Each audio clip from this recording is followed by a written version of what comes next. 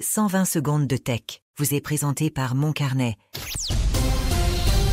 Heureux de vous retrouver de Montréal pour cette édition du mardi 14 janvier. Microsoft simplifie la transition vers Windows 11 avant la fin du support de Windows 10 en 2025. L'éditeur a mis à jour ses outils, ses pages d'assistance pour simplifier le processus, notamment pour les utilisateurs moins expérimentés. La nouvelle page de support est plus claire, offrant plusieurs méthodes pour vérifier la compatibilité d'un appareil. Pour les appareils non éligibles à cette mise à jour, Microsoft recommande tout simplement l'achat d'un nouvel ordinateur.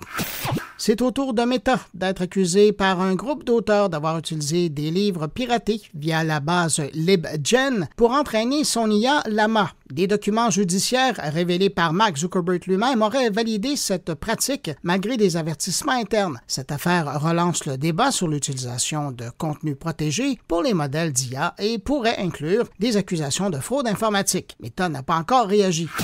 Google alerte au sujet d'une campagne de cybercriminels qui exploitent de faux VPN diffusés via des sites frauduleux en manipulant notamment les résultats de recherche. Ces applications comme Let's VPN contiennent un logiciel malicieux permettant aux hackers de prendre le contrôle total des appareils. Les utilisateurs risquent alors le vol de données. Google conseille de télécharger uniquement depuis des sites officiels pour se protéger.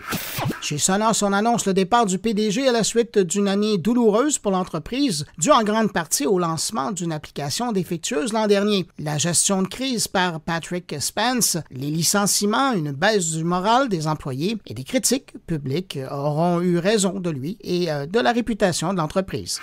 Et je termine en mentionnant cette cyberattaque contre Gravy Analytics, un courtier en données de localisation qui a exposé les données précises de millions d'utilisateurs d'applications comme Tinder, Candy Crush et MyFitnessPal. Ces données collectées via des enchères publicitaires en temps réel incluent des lieux sensibles tels que domicile et lieu de travail. La fuite soulève de nouvelles inquiétudes sur la confidentialité et l'utilisation des données personnelles. À demain! Pour suivre l'actualité numérique en profondeur, abonnez-vous à Mon Carnet. Articles, entrevues, discussions et réflexions sur le monde numérique vous y attendent. moncarnet.com